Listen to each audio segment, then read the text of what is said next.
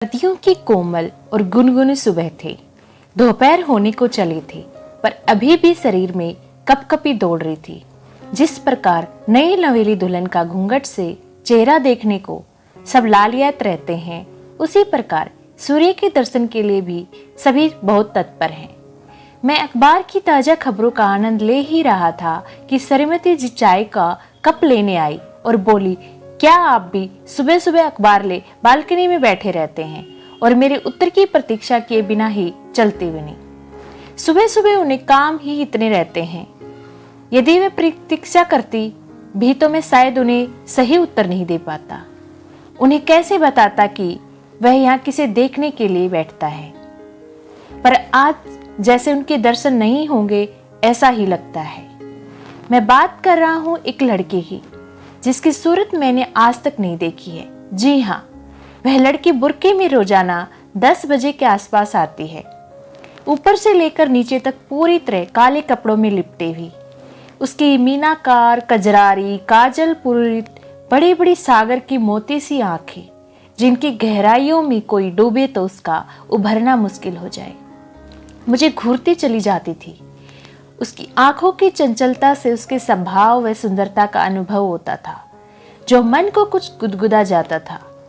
पहल तो मैंने उसे अपनी आंखों का भ्रम ही समझा, पर जब रोज रोज का यही सिलसिला हो गया तो हम भी ये मानने पर मजबूर हो गए कि वह नकाब वाली आंखें मुझे ही घूरती हैं। लगभग 2 सप्ताह होने को आया था। आज मैंने सोचा था कि उसके आते ही उससे बात करने की कोशिश करूंगा। क्या मैं आपको जानता हूं, पर लगता है ऐसा नहीं हो पाएगा, क्योंकि आज वो आई ही नहीं। मैं उदास मन से घर के भीतर आया था तथा कोचिंग के लिए तैयार होने लगा। आज मेरा पूरा दिन उदासी में गुजरा था और अपनी उदासी के कारण घबरा सा गया था।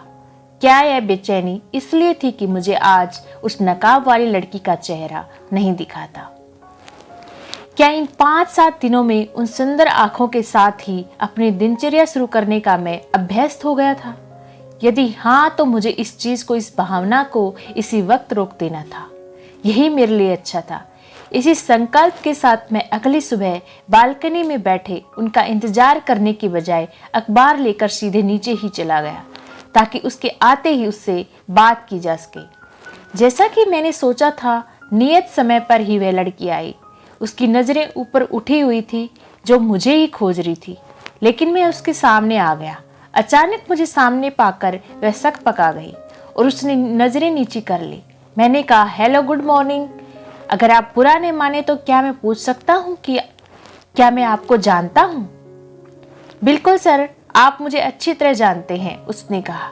उसकी महीन सुरीली आवाज और सर कहने के तरीके ने मुझे झटका सा दिया। क्या यह वही है? लेकिन मैं आंखों देखी में विश्वास करता था, इसलिए मैंने कहा, सॉरी, मैंने नहीं पहचाना। उसने धीरे धीरे नकाब हटाते हुए शरारत भरे ढंग से कहा, तो मैंने सही सोचा था, आपने मुझे नहीं पहचाना। सर, मैं सकीना। आप भूल गए ना मुझे? सकीना को देखकर मुझे खुशी मिश्रित हैरान हुई। मैंने कहा, सकीना, तुम यहाँ? बस सर, आपका पीछा करते करते आ गई। आपने क्या सोचा, इतनी आसानी से पीछा छुड़ा लेंगे मुझसे? उसकी शरारत भरी बातें सुनकर मुझे हैरानी हुई। सकीना कभी इतनी मुखर नहीं थी, पर उसकी 2 अर्थ वाली बात करने की आदत वैसी ही वैसी थी। सकीना मेरी विद्यार्थी थी। 2 साल पहले इंग्लिश स्पोकन क्लास में आई थी। बेहद संकोची स्वभाव की सकीना क्लास के पहले दिन क्लास के बाहर आकर खड़ी हो गई थी। वह क्लास से देरी से आई थी। मैं क्लास लेने में खोया हुआ था। वह क्लास के गेट के बाहर आकर चुपचाप खड़ी हो गई थी। ना ही उसने मुझे अंदर आने के लिए पूछा और ना ही मेरा ध्यान उस पर गया। जब दूसरे स्टूडेंट्स ने उसे देखा तब मेरा ध्यान उस पर गया। मैंने कहा, बाहर क्यों खड़ी हो? अंदर आ जाओ ना, यह कोई स्कूल नहीं है। यदि देर हो गई हो तो चुपचाप आकर अपनी सीट पर बैठ जाया करो। ठीक है?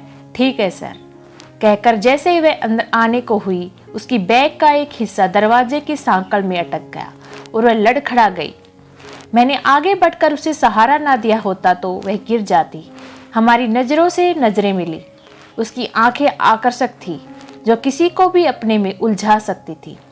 उस पर बला की सुंदरता, मैं कहाँ तक अपने आप को बचाता। उसने संभलते हुए कहा, sorry sir, thank you sir, I mean sorry. शायद अचानक हुई इस गतिविधि की वजह से वह घबरा सी गई थी। उसे समझ नहीं आ रहा था कि वह क्या करे। चूंकि सब पूरी क्लास के सामने हो रहा था, कुछ विद्यार्थी तो नीचे गर्दन करके मुस्कुरा रहे थे और कुछ दबे जवान में कह रहे थे, क्या सीन है यार। मैंने स्थिति को सामान्य करने के लहजे से थोड़ा जोर से बोला, चलो चलो ठीक है, होता है कभी कभी ऐसा भी, तुम चलो अपनी सीट पर जाकर बैठो। मैंने यह कह तो दिया था, लेकिन सच यह है बहुत देर तक मैं स्वयं सहज नहीं हो पा रहा था। वह अपनी जगह पर जाकर बैठ गई। क्योंकि वह देर से आई थी तो सबसे पीछे वाली जगह उसे मिली थी। अगले दिन वह सबसे आगे बिल्कुल मेरे सामने वाली सीट पर बैठने लगी और स्टूडेंट की तुलना में उसकी नज़रें मुझे भिन्न प्रतीत होती थी। मैं जब कभी उसकी तरफ देखता वह मुझे ही घूरती हुई दिखती थी। क्लास के 1 महीने बाद वह क्लास के अंत तक रुकी रही। सभी क्लास धीरे धीरे खाली हो रही थी। मुझे इसका अंदाजा हो गया था कि वह शायद बात करना चाहती है, इसलिए मैं फ़ोन में अपने आप को बिजी दिखा रहा था। आप यह कह सकते हैं कि मैं भी बात करना चाहता था। क्लास खाली होते ही मैंने भी बाहर जाने का प्रतिक्रम किया। इतने में ही वह बोली, एक्सक्यूज मी सर। यस बोलो, मैंने कहा। मैं आपको थैंक यू कहना चाहती हूँ सर। उस दिन अगर आपने मुझे संभाला नहीं होता तो मैं गिर जाती। इट्स ओके, मैं आपको गिरने कैसे देता, मैंने शरारत भरे ढंग से कहा। सर मेरा नाम तो जानते हैं ना आप? हाँ बिल्कुल जानता हूँ तुम्हारा नाम, मैंने कहा। सर मुझे आपका मोबाइल नंबर चाहिए, यदि इंग्लिश में कुछ पूछना हो तो, अगर आप सही समझे तो। वैसे मैं अपना मोबाइल नंबर स्टूडेंट्स को कम ही देता हूँ, लेकिन आपको मना करने का मन नहीं हो रहा। देता हूँ नंबर, मैंने हंसते हुए कहा। थैंक यू सर, फिर गुड नाइट। गुड मॉर्निंग के मैसेज से शुरू हुई हमारी बातें कब घंटे भर की बातें बन गई हमें पता ही नहीं चला। मैं उसे फ़ोन कम ही करता था, वह मुझे ज़्यादा फ़ोन करती थी। जिस दिन उसका फ़ोन नहीं आता था दिन अधूरा अधूरा सा लगता था। फिर भी मैं उसे फ़ोन करने से बचता रहता था। बातें हमारी फॉर्मल ही होती थी, पर होती ज़रूर थी। उसकी बातों से, उसकी आंखों से पता लगता था कि वह मुझे पसंद करती है। मैं भी उसे पसंद करता था, पर यह जाहिर करने से बचता था, क्योंकि मैं शुरू से ही अत्यधिक व्यवहारिक इंसान था। एक तो उसका धर्म, दूसरी मेरी और उसकी उम्र में फासला मुझे आगे बढ़ने से रोकता था। इंग्लिश स्पीकिंग क्लास का लास्ट दिन था। उस दिन सभी स्टूडेंट्स ने पार्टी करने की सोची थी। वह नीले रंग की सिल्क की साड़ी में आई थी। उसके बाल खुले हुए थे, ज़्यादा मेकअप नहीं किया गया था और इस सौम्यता में ही वह बला की सुंदर लग रही थी। किशोरावस्था को पार करके युवावस्था की तरफ उसका पहला कदम था। मैंने अपने आप को देखा, मानवता के हिसाब से युवावस्था खत्म हो चुकी थी। शादी के लिए मेरे घर वाले चिंतित थे। युवावस्था में जो चुलबुलापन होता है वह सब मुझे बचपना लगने लगा था। कहीं से भी उसकी और मेरी जोड़ी फिट नहीं बैठती थी। उसी दिन मैंने मेरा निर्णय ले लिया था। मैं ये सोच रहा था कि मैंने देखा कि वह जाती तो शर्माती हुई मेरे पास ही आ रही थी। मैं थोड़ा संभल गया। हेलो सर, हेलो, मैं तुम्हें ही देख रहा था। आज तुम बहुत सुंदर लग रही हो। मैंने चाहते हुए भी खुद को सच कहने से नहीं रोक पाया था। प्रतिक्रिया स्वरूप उसके पतले होठों पर मुस्कुराहट छा गई थी, जिसे वह छुपाने की नाकामयाब कोशिश कर रही थी। जिसकी गोरे गालों पर लालिमा छा गई और नजरें शर्माकर नीचे की ओर झुक गई थी। उसने बड़ी नजाकता से कहा था, थैंक यू सर, आपको पसंद आया। एक्चुअली मैंने पहली बार साड़ी पहनी है। डर रही थी कि पता नहीं कैसी लग रही हूँ। शायद वह अपनी और बड़ाई सुनना चाह रही थी। मैंने अपनी बात फिर से दोहराई, तुम बेहद सुंदर लग रही हो, यह साड़ी सूट कर रही है तुम्हें। सर आज क्लास का आखिरी दिन है, पता नहीं आज के बाद मिलना हो या नहीं। वह तो है ही। आगे का क्या प्लान है स्टडीज़ को लेकर तुम्हारा? मैंने कहा। मेरी बात सुनकर वह कुछ अंश मनीषी हो गई। शायद वह इस उत्तर की आशा नहीं कर रही थी। फिर बात का रुख बदलता देख भी वह नाखुश थी।